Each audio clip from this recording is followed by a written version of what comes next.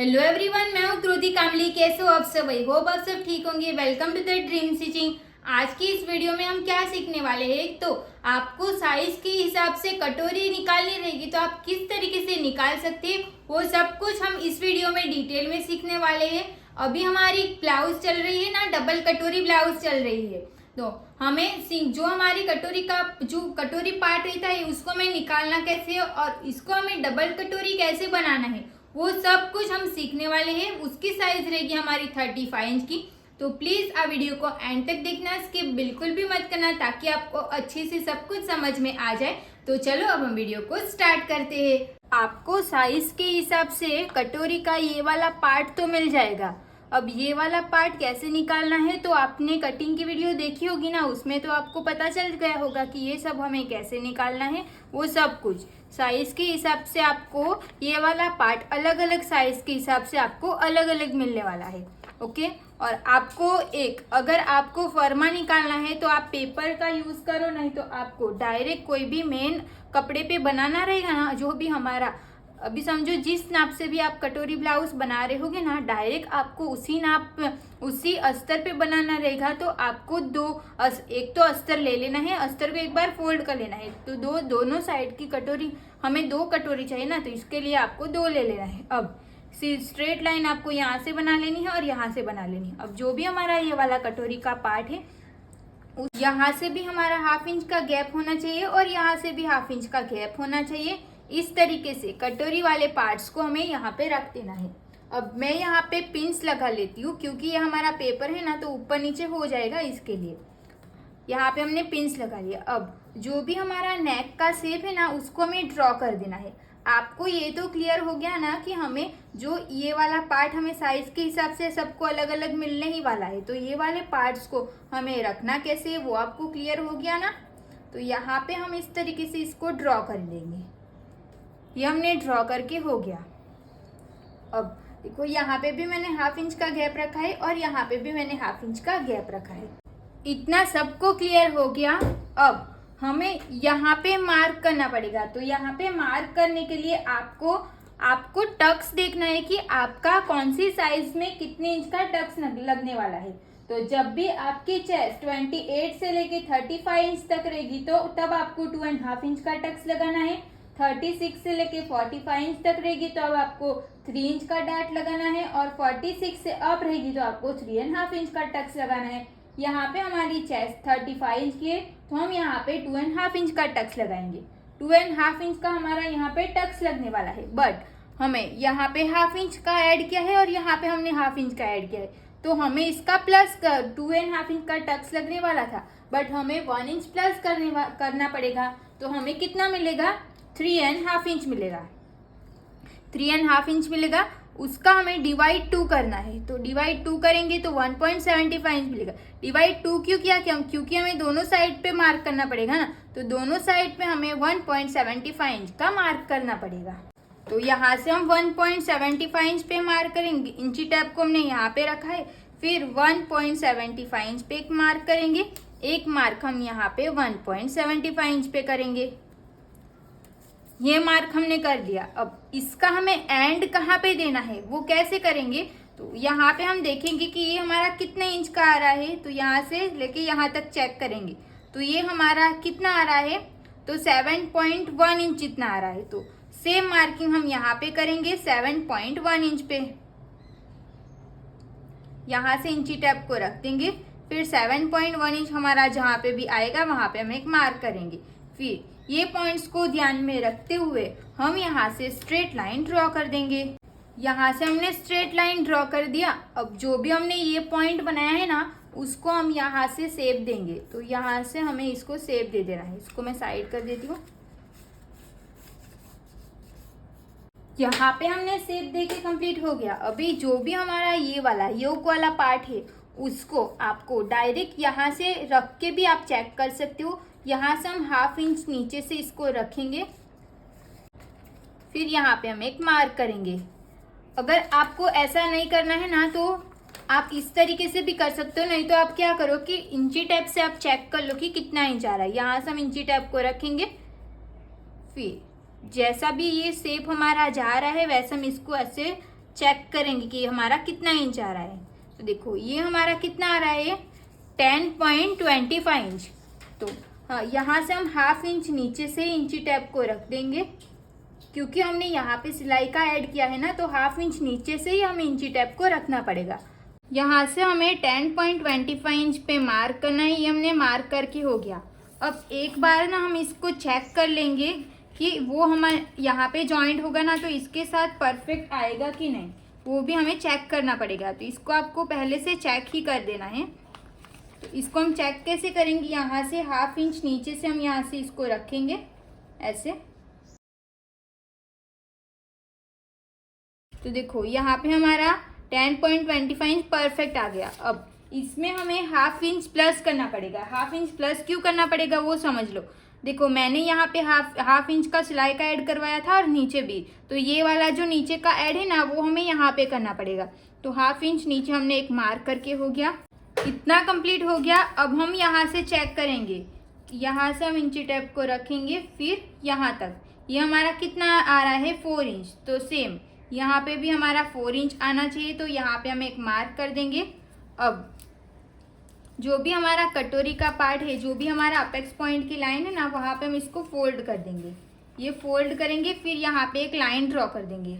सिर्फ आपको यहाँ पे लाइन ड्रॉ कर देनी है। ये लाइन ड्रॉ करके हो गया। अब यहाँ पे हमने कितने इंच पे मार्क किया था, तो 3.5 इंच में एक लाइन कम, 3.5 इंच में एक लाइन कम हमने मार्क किया था। उसमें आपको हाफ इंच प्लस कर लेना है, क्योंकि हमारा क्लिप आई में भी तो जाएगा ना हाफ इंच। इसके लिए यहाँ पे पहले हम 3.5 इंच में एक लाइन कम मार्क करेंगे, फिर इसमें हमें एक्स्ट्रा सिलाई का ऐड करना है हाफ इंच। मतलब कि आपका यहाँ पे जितना भी आ रहा होगा साइज के हिसाब से, तो यहाँ पे सबको अलग अलग ही मिलने वाला है। बट आपको क्या याद रखना है कि आपका यहाँ पे जितना भी आ रहा है ना, उसमें आपको हाफ इंच प्लस करना है, फिर यहाँ पे मार्क कर देना है। तो ये हमारा जो चेस्ट का जो पॉइंट रहेगा ना, वो हमें परफेक्ट मिल जाएगा। अब हम क्या करेंगे, तो जो भी हमने यहाँ पे मार्क किया और ये वाली लाइन, दोनों का हमें सेंटर ले लेना है। जो भी मैं बता रही हूँ ना, सेम आपको फॉलो करते जाना है। जहाँ जहाँ पे चेंज होता है वहाँ पे मैं आपको बता दूंगी कि यहाँ पे हमारा चेंज हो रहा है। यहाँ पे हमने मिडल ले लिया, ये हमारा मिडल रहेगा। अब यहाँ से हमें या तो फिर 1 इंच डाउन जाना रहेगा, या तो फिर हमें 1.5 इंच डाउन जाना रहेगा। तो वो 1 इंच हमें कब जाना रहेगा और 1.5 इंच हमें कब जाना रहेगा। तो जब भी आपकी चेस्ट 35 इंच या फिर उससे कम, तो यहाँ पे हम मार्क करेंगे नीचे 1 इंच पे। और अगर आपकी चेस्ट 35 इंच या उससे ज़्यादा, तो आपको यहाँ पे कितने इंच पे मार्क करना पड़ेगा, 1.5 इंच पे। क्लियर हो गया ना, साइज के हिसाब से आपको कितने इंच पे मार्क करना पड़ेगा। यहाँ पे मेरी चेस्ट 35 इंच की, इसके लिए मैंने यहाँ पे 1 इंच पे मार्क कर दिया है। ये हमने मार्क करके हो गया। अब ये वाले पॉइंट्स को हमें यहाँ पे मिला देना है। ये जो हमारी लाइन है वहाँ पे हम इसको मिला देंगे, और ये वाले पॉइंट्स को हम यहाँ पे मिला देंगे। क्लियर हो रहा है सबको।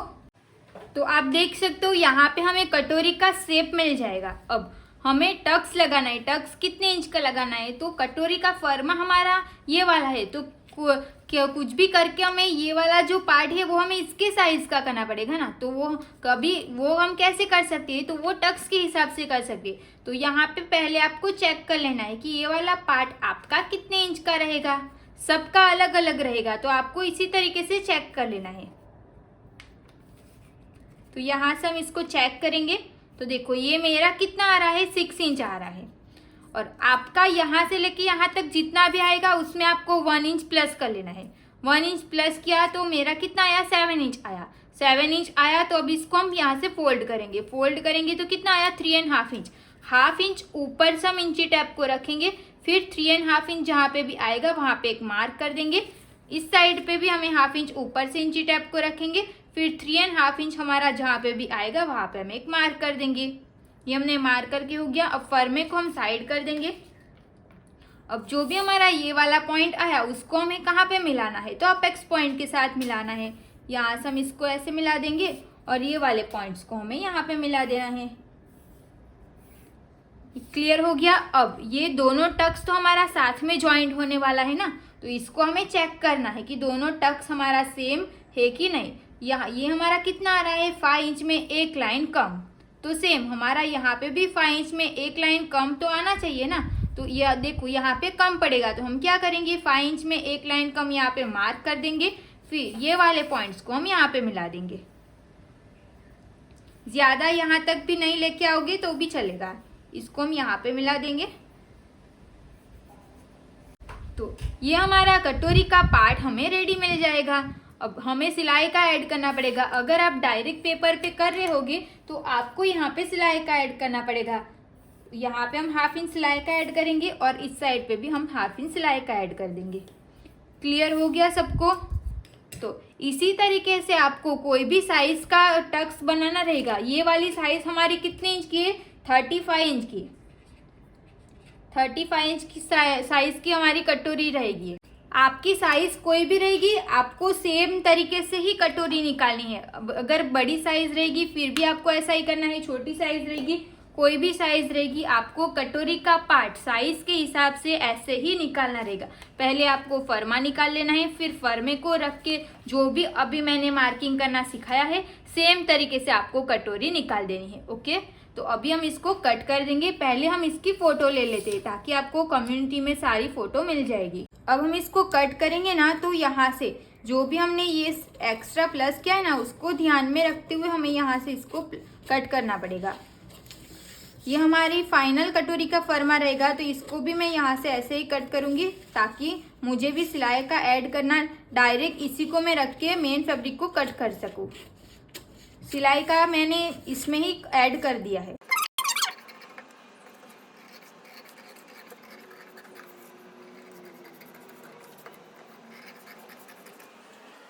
देखो ये वाला दोनों पार्ट्स ऐसे जॉइंट हो जाएगा ना, मैं आपको जॉइंट करके दिखाती हूँ। ये वाला पार्ट्स कैसे जॉइंट होगा, इसके साथ जॉइंट होगा ना। यहाँ से इसको हम पिंस लगा लेंगे।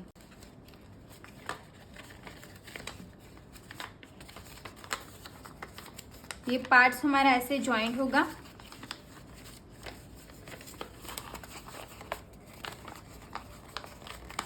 देखो हमें साइज के हिसाब से परफेक्ट पफ भी मिल जाएगा, सब कुछ मिल जाएगा।